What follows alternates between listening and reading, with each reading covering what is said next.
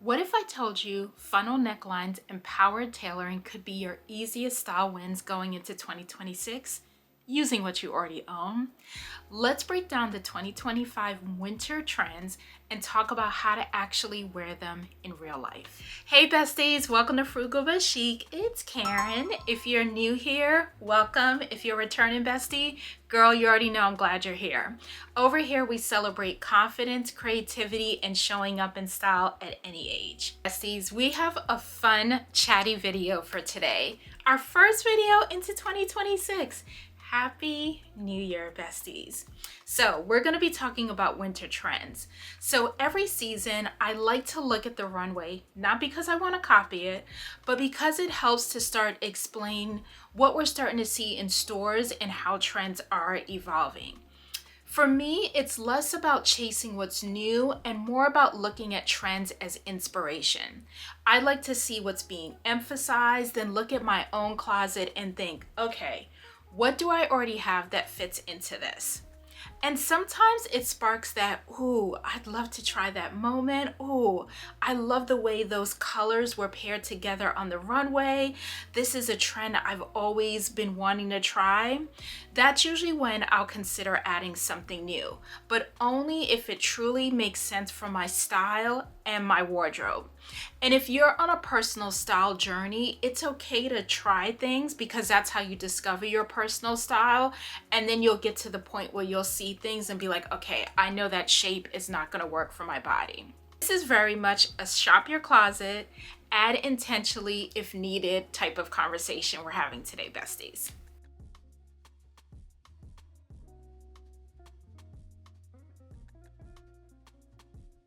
First trend, let's talk about leather. We're not new to leather, we all know about it, but this isn't about buying more of it, it's about wearing it differently. So leather has always been around, it isn't anything new, but what's changing for the winter 2025 trend is how leather is being worn. On the runway, leather felt a little quieter, more refined, less edgy, and more about making a statement just for the sake of it. It's being styled almost like a neutral. One of the biggest shifts that I notice is what leather is being paired with. Instead of sharp contrast, leather is being softened with knits, a leather skirt with a sweater, leather trousers with a relaxed knit, a leather jacket layered over something cozy. And if you have leather pants, try them with a soft crew neck or even a slightly oversized knit and simple boots. And one thing I will say is that leather doesn't have to dominate a look if you don't want it to. Sometimes the easiest way to work leather in is through details. A belt, a bag, some gloves. Those smaller touches still give you the richness of leather without overwhelming the outfit. And also texture matters too. So smooth leather feels very different from something braided, stamped, or matte. And those details can really change the feel of a look without changing the pieces you already own. I think that's why leather works so well long term. One good leather piece can be worn quietly or styled with intention, depending on the moment, of course. So instead of asking, is leather trending? I think a better question to ask is, how do you want leather to show up in your wardrobe right now? So before buying anything new, look in your closet. You may already be closer to this trend than you think. So let's talk about power tailoring because it's one of those trends initially that can sound a little intimidating, but it doesn't have to be. This isn't about suits or dressing corporate. Power tailoring is really about how your clothes make you feel when you put them on. So for winter 2025, we're seeing stronger shoulders, cleaner lines, and pieces that actually add structure without feeling stiff. If something makes you stand a little taller, the moment you put it on, that's what the trend is about. So what I noticed is what's changing is really the shape. So less oversized and more intentional.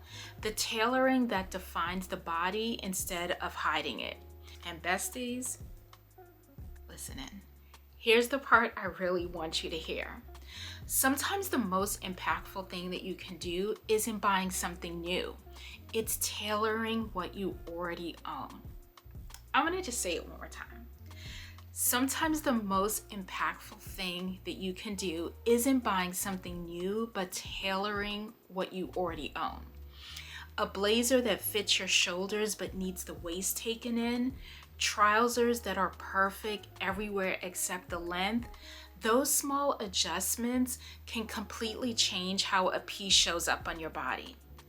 That, my friend, is power tailoring, when your clothes actually work with you. This is also a great place to look at thrift and vintage stores. Older blazers and coats, they already have that amazing structure. The shoulders are there, the fabric is heavier, and the cut just feels more intentional. A small tailoring tweak can make a thrifted piece feel completely custom. And if anyone thrifts a lot and has had their thrifted pieces tailored and it feels custom, drop it down in the comments and let's chime in and let the besties know.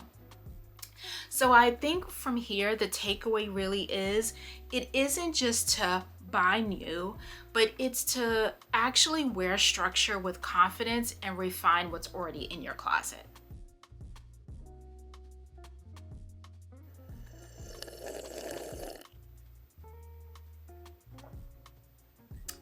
You may not like what I'm about to say, but the name of this trend doesn't actually matter.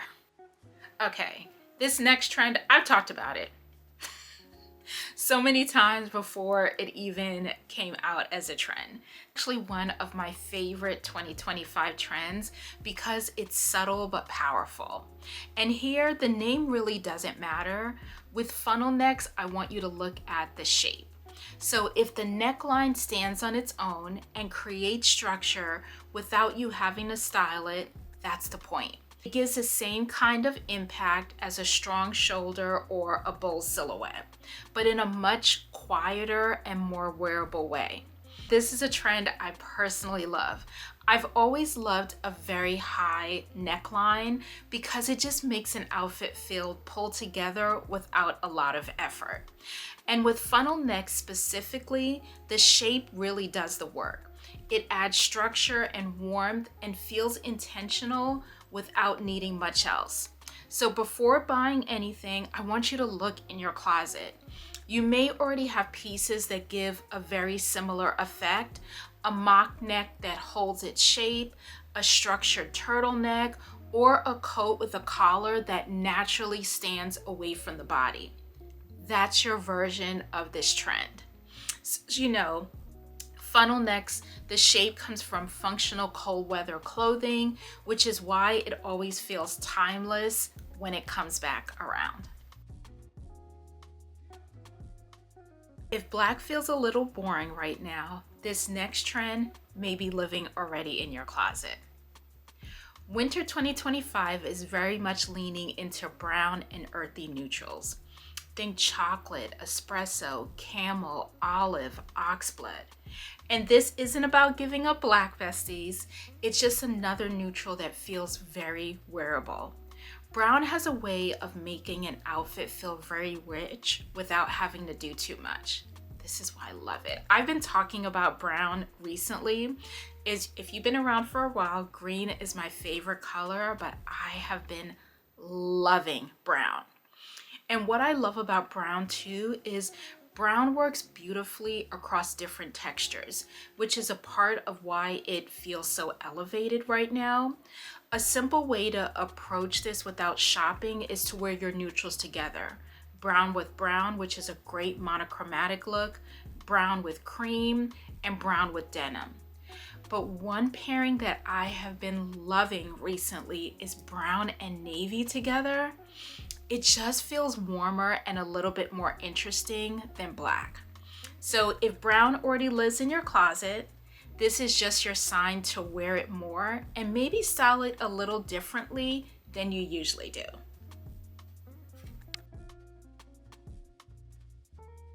Get into trend 5, monochromatic dressing. Monochromatic dressing continues into winter, but it feels calmer and a little bit more refined. So this isn't about matching perfectly.